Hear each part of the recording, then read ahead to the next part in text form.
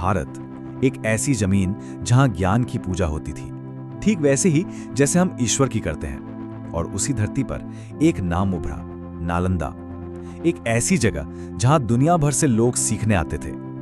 पर एक दिन ज्ञान के उस मंदिर को आग के हवाले कर दिया गया। ये सिर्फ कुछ शब्द नहीं है, ये नालंदा की पहचान थी, उसकी आत्मा थी। हमारी ये कहानी इसी एक सच के इर्द गिर्द घूमती है कि इल्म की ताकत किसी भी हथियार से कहीं ज्यादा होती है। तो चलिए सबसे पहले चलते हैं नालंदा के उस सुनहरे दौर में जब वो दुनिया के लिए ज्ञान का सबसे बड़ा केंद्र था। 5वीं सदी में जब नालंदा की बुनियाद रखी गई तो वो सिर्फ एक यूनिवर्सिटी नहीं थी, वो दुनिया की पहली रेजिडेंशियल इंटरनेशनल यूनिवर्सिटी थी। सोचिए, एक ही वक्त पर 10,000 छात्र वहां रहते थे और पढ़ते थे। और इन 10,000 छात्रों को पढ़ाने के लिए जानते हैं कितने शिक्षक थे? 2,000। एशिया से, अरब से, तिब्बत, कोरिया, पर्शिया, दुनिया के कोने कोने से लोग सिर्फ सीखने के लिए नालंदा आते थे। यहाँ क्या क्या पढ़ाया जाता था? गणित, खगोल विज्ञान, चिकित्सा, दर्शन, अर्थशास्त्र और भी न जाने कितने विषय।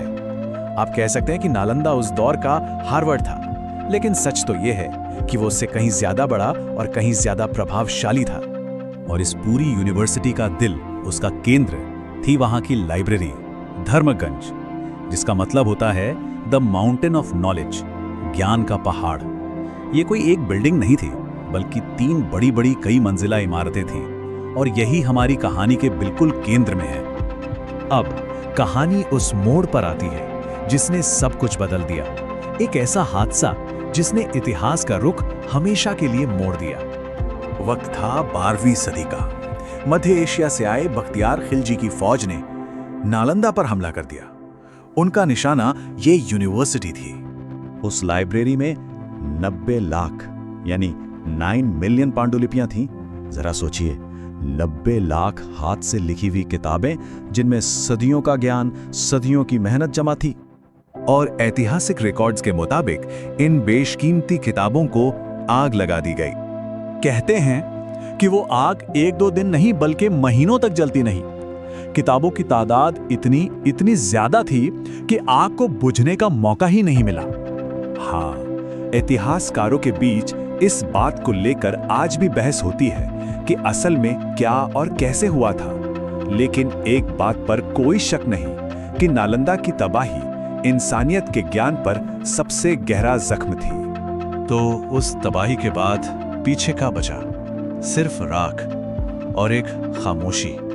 नालंदा की दीवारों में गूंजते श्लोक खामोश हो गए। किताबों की वो खुशबू हवा में घुल गई।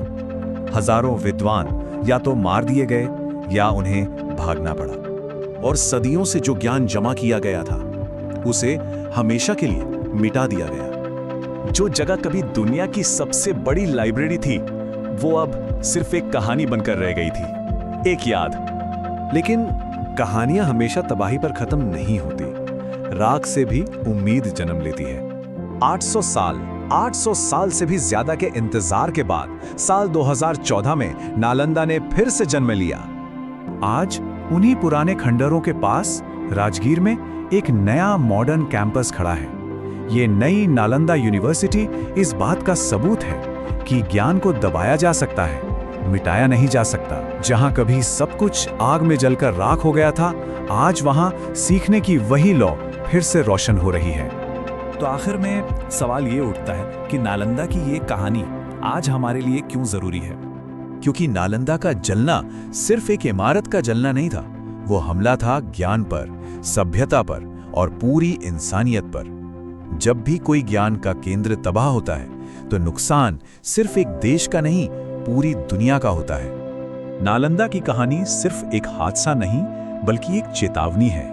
ये हमें याद दिलाती है कि ज्ञान बहुत नाजुक होता है और इसे बचाए रखना हर पीढ़ी की, हम सबकी जिम्मेदारी है। तो ये कहानी हमें एक सवाल के साथ छोड़ जाती है, नालंदा जैसे ज्ञान के मंदिरों का सबसे बड़ा दुश्मन आखिर है कौन? जंग, सियासत या हमारी अपनी लापरवाही? इसका जवाब शायद हम सबको अपने अंदर खोजना होगा।